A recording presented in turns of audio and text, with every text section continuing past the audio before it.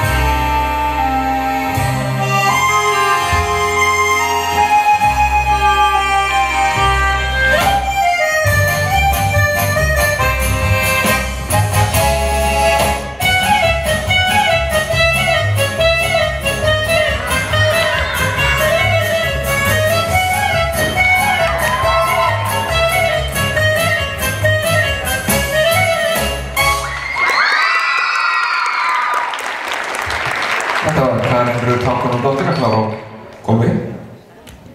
Hún að leiðrétta hérna smá, það var Karen Ósk Ingadóttir frá FIMAG. Hún var ekki að rangfeðra börnin hérna.